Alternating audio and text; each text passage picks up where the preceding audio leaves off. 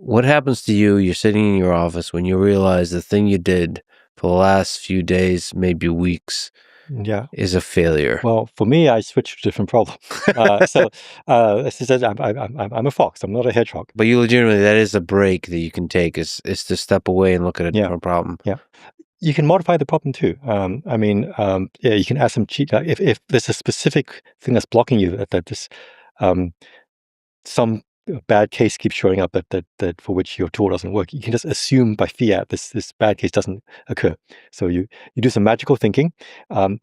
For the but strategically, okay, for the point to see if the rest of the argument goes through. If there's multiple problems with your approach, then maybe you just give up. Okay, but Mhm. if this is the only problem that and everything else checks out, then it's still worth fighting.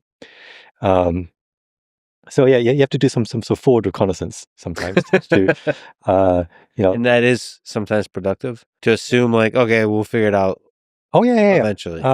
Sometimes actually it's even productive to make mistakes. So one of the, I mean, there was a project which actually we won some prizes for. Actually, but with four other people, we worked on this PDE problem. Again, actually, this blow off regularity type problem, and it was considered very hard. Jean Bourgain, who was another field methodist, who worked on a special case of this, but he could not solve the general case. Um, and we worked on this problem for 2 months, and we thought we solved it. We had this cute argument that if everything fit, and we were excited. We were planning celebrationary to all get together and have champagne or something. And we started writing it up. And one of us, not me actually, but another co-author, said, "Oh, in this lemma here, we have to estimate these 13 terms that show up in this expansion, and we estimate 12 of them. But in our notes, I can't find the estimation of the 13th. Can someone supply that?" And I said, "Sure, I'll look at this." And actually, yeah, we didn't cover that. We completely omitted this term, and this term turned out to be worse than the other 12 terms put together. In fact, we could not estimate this term. And we tried for a few more months and all different permutations, and there was always this one term that we could not control.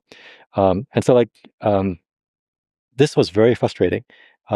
But because we had already invested months and months of effort in this already, we stuck at this. We tried increasingly desperate things and crazy things. And after 2 years, we found an approach which was actually somewhat different, but quite a bit from our initial strategy, which didn't generate these problematic terms and actually solve the problem. So we solved the problem after 2 years. But if we hadn't had that initial false dawn of nearly solving the problem, we would have given up by month 2 or something and worked on an easier problem. Yeah, if we had known it would take 2 years, not sure we would have started the project. Yeah, sometimes actually having the incorrect, it's like Columbus traveling in the New World. They had an incorrect version of a measurement of the size of the Earth. He thought he was going to find a new trade route to India.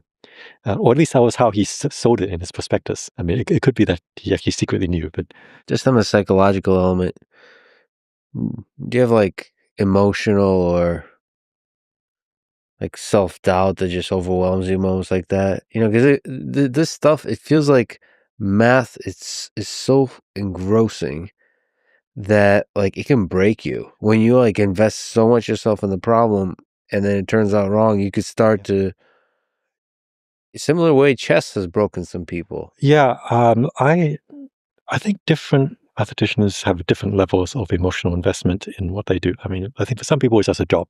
You have a problem, and if it doesn't work out, you go on the next one. Um, yeah, so the fact that you can always move on to another problem, it reduces the emotional connection. I mean, there are cases, so there are certain problems that are what are called mathematical diseases, where just latch on to that one problem and they spend years and years thinking about nothing but that one problem, and maybe their career suffers and so forth. They say, "Oh, but okay, this big win, this will, once I finish this problem, that will make up for all the years of lost opportunity." And that's.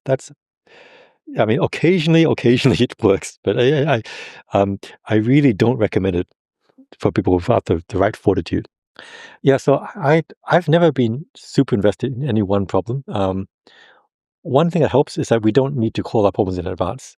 When we do grant proposals, we sort of say we will study this set of problems. But even there, we don't promise definitely by 5 years I will supply a proof of all these things. Um, you promise to make some progress or discover some interesting phenomena. and maybe you don't solve the problem, but you find some related problem that you can say something new about, and that's a much more feasible task.